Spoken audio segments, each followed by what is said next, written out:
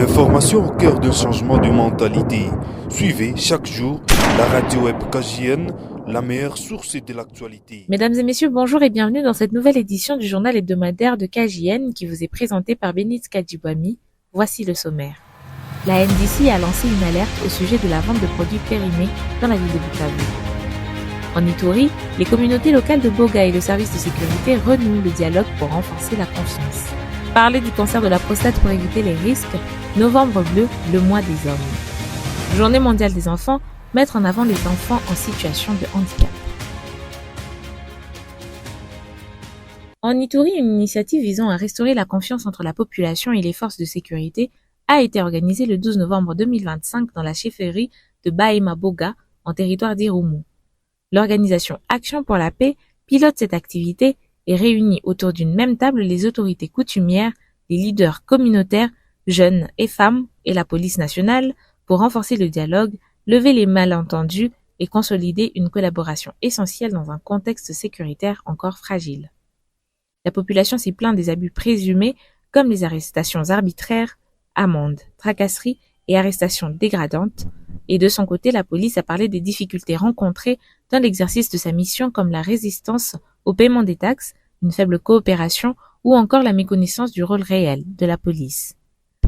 Cet échange a permis de mieux cerner les attentes des deux parties l'une envers l'autre. Ils désirent ainsi poursuivre les efforts de cohésion et promouvoir une bonne gouvernance locale. La nouvelle dynamique de la société civile NDC a alerté sur la vente des produits alimentaires périmés dans la commune de Bagira. Le secrétaire rapporteur du président de la NDC met en garde sur la circulation constatée de ces produits qui peuvent être nocifs pour la population. Marie-Thérèse Riziki pour les détails. C'est lors d'une interview nous accordée ce mercredi 19 novembre 2025 que Chamikolo Bertin, secrétaire rapporteur et président ad intérim de la nouvelle dynamique de la société civile noyau communal de Bagira, a alerté la population de la ville de Bukavu sur la circulation de ces produits. Il en parle. Nous informons les autorités provinciale et la population de la ville de Bukavu en général et de la commune de Bagira en particulier de la présence dans plusieurs points de vente des produits alimentaires périmés ou proches de l'expiration. Sont concernés notamment boissons, conserves, haricots, riz, farine, biscuits, lait, huile, pâtes, sucre et autres denrées essentielles. Nous demandons un renforcement urgent des contrôles par les services compétents OCC, division du commerce et services d'hygiène et tchétcherie dans les dépôts, boutiques et marchés.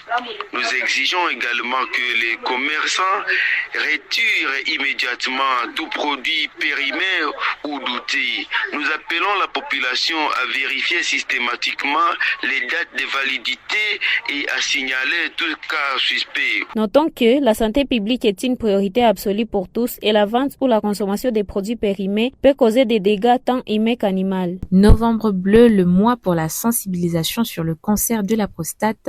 La campagne rappelle l'importance de sensibiliser sur l'un des cancers les plus fréquents chez les hommes. Selon l'OMS, la consultation tardive conduit à des situations qui sont évitables. Entre 45 et 50 ans, il est primordial de se faire consulter et de lever le tabou autour de la santé masculine pour pouvoir détecter tôt et soigner ce fléau. Un mode de vie sain, de l'activité physique, une alimentation équilibrée peuvent aider à ralentir et prévenir la maladie. Une recommandation reste essentielle, briser le silence pour limiter les dégâts.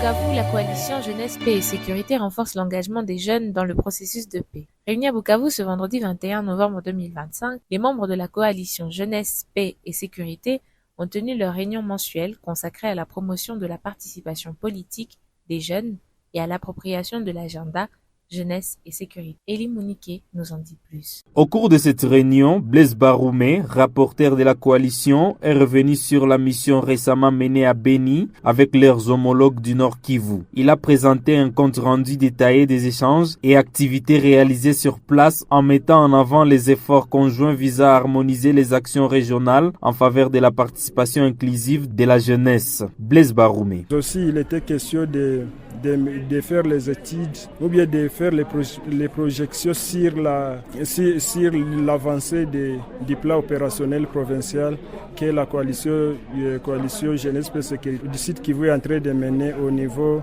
de la ville de Bukavu, mais aussi montrer ou bien proposer l'édit que nous compte donner à un député pour qu'il puisse endosser en fait que les questions de la jeunesse soient prises en compte dans le gouvernement provincial. Oui, le but de tout ça, c'est pour que la jeunesse ou bien les jeunes puissent être considérés ou bien qu'ils puissent participer aussi au processus de paix, mais aussi qu'ils puissent aussi être intégrés dans les instances de prise de décision. Un autre point clé de la réunion concernait la participation de la célébration du 10e anniversaire de la résolution 2250 du Conseil de sécurité des Nations Unies, adoptée le 9 décembre 2015. Cette résolution historique reconnaît le rôle crucial des jeunes dans la consolidation de la paix et encourage leur intégration dans les mécanismes nationaux de prévention des résolutions des conflits. En guise d'appel final, Blaise Baroumé a exhorté la jeunesse du Sud Kivu à se mobiliser davantage pour bâtir ensemble une paix durable.